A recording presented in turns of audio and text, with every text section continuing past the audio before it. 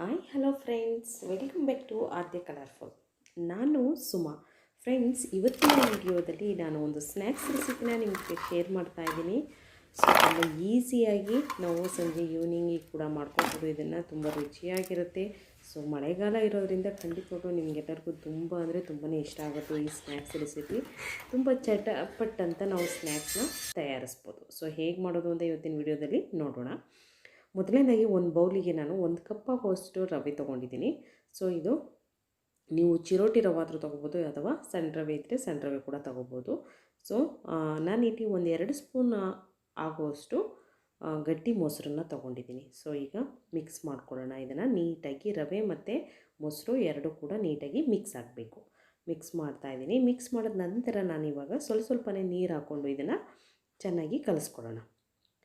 Okay, ನೋಡಿ ನಾನು ಸ್ವಲ್ಪನೇ ನೀರು ಹಾಕ್ತಿದ್ದೀನಿ. ಗಂಟು ಇಲ್ದಂಗೆ ನಾವು ಜಾಸ್ತಿ ನೀರನ್ನು ಒಂದೇ ಸಲ ಹಾಕೋದು ಬೇಡ. ನೋಡಿ ಈ ಥರ ಇದ್ದರೆ ಸಾಕು. ಇವಾಗ ಅದನ್ನು ಒಂದು 10 ನಿಮಿಷ ರೆಸ್ಟಿಗೆ ಇಟ್ಬಿಡೋಣ. ನಂತರ ಇಲ್ಲಿ ನಾನು ಆಲೂಗೆಡ್ಡೆ ತೊಗೊಂಡಿದ್ದೀನಿ ಒಂದು 4. ಸೊ ಈಗ ಆಲೂಗೆಡ್ಡೆನ ಈ ಥರ ಒಂದು ಬೌಲಲ್ಲಿ ತುರಿದು ಫಸ್ಟು, ಏಕೆಂದರೆ ಈಗ ನಾವು ತುರಿದಾಗ ಅದನ್ನು ನೀಟಾಗಿ ವಾಶ್ ಮಾಡಿ ನಂತರ ಹಾಕ್ಕೋಬೇಕು. ಸೊ ಹಾಗಾಗಿ ಡೈರೆಕ್ಟ್ ಬೌಲಿಗೆ ನಾನು ತುರಿದಿದ್ದೀನಿ 4 ಆಲೂಗೆಡ್ಡೆನ. ಇವಾಗ ಇದರ ನೀರನ್ನು ಹಿಂಡ್ಕೊಳ್ಳೋಣ. ಏನಿದರಲ್ಲಿ ನೀರಿನ ಅಂಶ ಬರುತ್ತೋ ಸೊ ಅದನ್ನೆಲ್ಲ ಹಿಂಡ್ಕೊಂಡು ನಾವು ಇವಾಗ ರವೆನ ಮಿಕ್ಸ್ ಮಾಡಿದ್ದೀವಲ್ಲ, ಸೊ ಆ ಬೌಲಿಗೆ ನಾನು ಹಾಕ್ಕೋತಾ ಇದ್ದೀನಿ. ಏಕೆಂದರೆ ನಾವು ಡೈರೆಕ್ಟ್ ಹಾಗೆ ಹಾಕಿದ್ರೆ ನೀರಿನ ಅಂಶ ಇರುತ್ತೆ ಆಲೂಗೆಡ್ಡೆಲಿ.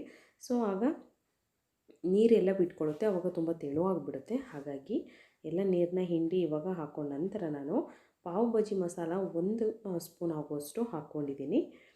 ಸೊ ಇದಕ್ಕೆ ಸ್ವಲ್ಪ ಉಪ್ಪನ್ನು ಸೇರಿಸ್ಕೊಳ್ಳೋಣ. ಒಂದು ರುಚಿಗೆ ನೋಡಿಕೊಂಡು ನೀವು ಸೇರಿಸ್ಕೊಳ್ಳಿ. ಮತ್ತು ಕೊತ್ತಂಬರಿ ಸೊಪ್ಪು ಸ್ವಲ್ಪ ಸಣ್ಣದಾಗಿ ಕಟ್ ಮಾಡಿರಬೇಕು, ಆ ಥರದ್ದು ಇದ್ದರೆ ಹಾಕಿ. ನಂತರ ಇವಾಗ ನಾವು ಇದನ್ನು ಒಂದು ಸಲ ಫಸ್ಟು ಮಿಕ್ಸ್ ಮಾಡ್ಕೊಳ್ಳೋಣ ನೀಟಾಗಿ. ಈಗ ಎಲ್ಲದೂ ಸರಿಯಾಗೋ ಥರ ನಾವು ಮಿಕ್ಸ್ ಮಾಡಬೇಕು. ಓಕೆ, ಈಗ ನಾವು ಎಲ್ಲ ಮಕ್ಕಳೆಲ್ಲ ಮನೆಯಲ್ಲೇ ಇರೋದ್ರಿಂದ ಸಂಜೆ ಏನಾದರೂ ಸ್ನ್ಯಾಕ್ಸ್ ಅಂತೂ ಮಾಡಲೇಬೇಕು. ಸೊ ಆಗ ದಿಢೀರಂತೆ ಎಲ್ಲ ಯಾವಾಗಲೂ ಒಂದೇ ಥರದ ಸ್ನ್ಯಾಕ್ಸ್ ಮಾಡಿ ಬೇಜಾರಾದರೆ ಖಂಡಿತವಾಗ್ಲೂ ಈ ಥರದ್ದು ಒಂದು ಚಟ್ಪಟ್ ಅಂತ ಒಂದು ಸ್ನ್ಯಾಕ್ಸ್ ರೆಸಿಪಿ ರೆಡಿ ಆಗುತ್ತೆ. ಇದಕ್ಕೆ ನೋಡಿ ನಾನು ಖಾರದ ಪುಡಿ 1 ಸ್ಪೂನ್ ಆಗುವಷ್ಟು ಹಾಕೋತಾ ಇದ್ದೀನಿ. ಸೊ ಖಾರದ ಪುಡಿ ಬೇಡ, ನಿಮಗೆ ಹಸಿರು ಮೆಣಸಿನ್ಕಾಯಿ ಬೇಕು ಅಂದರೆ ಸೊ ನೀವು ಹಸಿರು ಮೆಣಸಿನ್ಕಾಯಿನ ಬೇಕಿದ್ದರೂ ಹಾಕ್ಕೋಬಹುದು.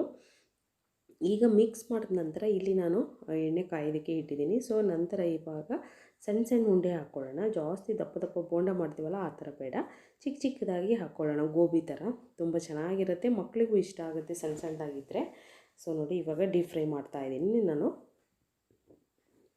ಎಣ್ಣೆಲೀಗ ಚೆನ್ನಾಗಿ ಬೇಯ್ತಾ ಇದೆ. ಸೊ ನಿಧಾನವಾಗಿ ಇವಾಗ ಟರ್ನ್ ಮಾಡೋಣ, 2 ಸೈಡ್ ಬೇಯಬೇಕಲ್ಲ. ಸೊ ಹಾಗಾಗಿ ನೋಡಿ ತುಂಬ ಕ್ರಿಸ್ಪಿಯಾಗಿರುತ್ತೆ, ಆಮೇಲೆ ತುಂಬ ಅಂದರೆ ತುಂಬಾ ಟೇಸ್ಟಿಯಾಗಿ ಅಂತೂ ಖಂಡಿತವಾಗ್ಲೂ ಇರುತ್ತೆ ಫ್ರೆಂಡ್ಸ್. ನೋಡ್ತಾ ಇದ್ದೀರಲ್ಲ.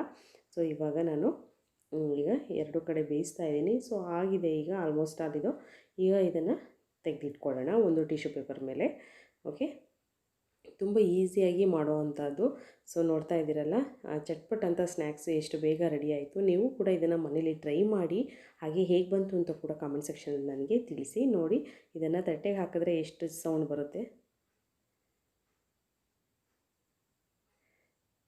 ನೋಡಿ. ತುಂಬಾ ಈಸಿಯಾಗಿ ನಾವು ಇಷ್ಟು ಗರಿಯಾದ ಸ್ನ್ಯಾಕ್ಸ್ನ ಮಾಡ್ಬೋದು. ಸೊ ಪೊಟ್ಯಾಟೊ ಸ್ನ್ಯಾಕ್ಸ್ ರೆಡಿಯಾಗಿದೆ. ನೀವು ಕೂಡ ಮನೇಲಿ ಟ್ರೈ ಮಾಡಿ ಫ್ರೆಂಡ್ಸ್. ನಿಮಗೆ ನನ್ನ ವಿಡಿಯೋ ಇಷ್ಟ ಆದರೆ ಪ್ಲೀಸ್ ನನ್ನ ಚಾನಲ್ನ ಸಬ್ಸ್ಕ್ರೈಬ್ ಮಾಡ್ಕೊಳ್ಳಿ, ಲೈಕ್ ಮಾಡಿ, ಶೇರ್ ಮಾಡಿ. ಬಾಯ್, ಸಿ ಯು.